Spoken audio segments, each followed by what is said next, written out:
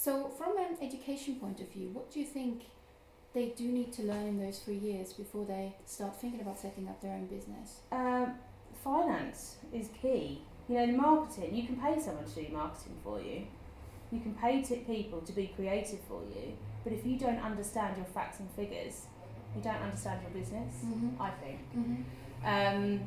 You need to understand your trade, your industry, and choose an industry that you love.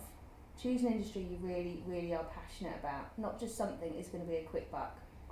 Again, that's just from my own personal perspective. I'm sure people that created Facebook maybe they've done it because they love it and it ended up creating the millions. I don't know, but I just think do something you really care about or you really want to do. And be prepared to work really, really hard. Okay, so these are the tips. We'll come back to them later on.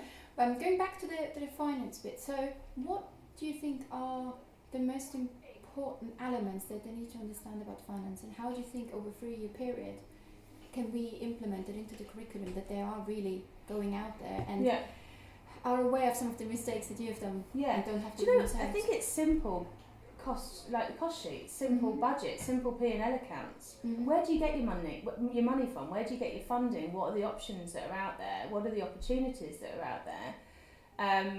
And if you are in a difficult situation, who's out there to help you? Because I think when I set this business up, like I said before, you get so in tune with your creative side and the excitement of setting up your own business, you can lose focus of the cost. But also when you're doing proposals, do a really realistic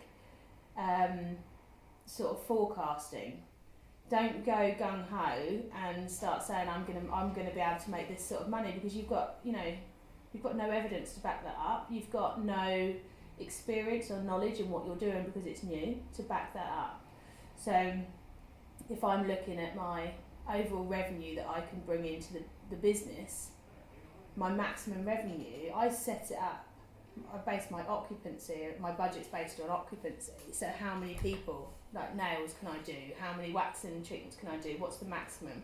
And then just do a really mild incremental growth. Don't go in too hard on how much you expect or how much you're proposing to make, because you're just setting yourself up for failure. Go really, I would go under and then be really pleased with a more positive result. Okay.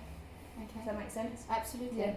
So actually almost, especially for those who want to set up their own business, to have more education around finances and entrepreneurship, and really what are the challenges and what are the workarounds? Is that what you would suggest? And know your industry, know your market. Who is your target audience? Anybody that's successful, they're not jack of all trades. They're not people that are trying to attract everybody. They're people that know what they're attracting and focus on that. And stick with just the things that you're good at and keep it simple. What are the best tips for creators that want to set up their own business? I think it's do what you love. Yeah. And be prepared to work your socks off. Don't think it's an easy run. Because it's not. And having your own business is not a 9-to-5 job. And especially now that I've got kids, I work every evening and I work at weekends and I'm on call 24 hours a day. Okay. So be prepared for that. So great work ethic. Yeah, you've got to have a hard work work ethic, and you've got to really care. Like care about the people that you're employing, the people you work with. My priority is payroll. So whenever we're strapped for cash, I would always make payment for rent and payroll first.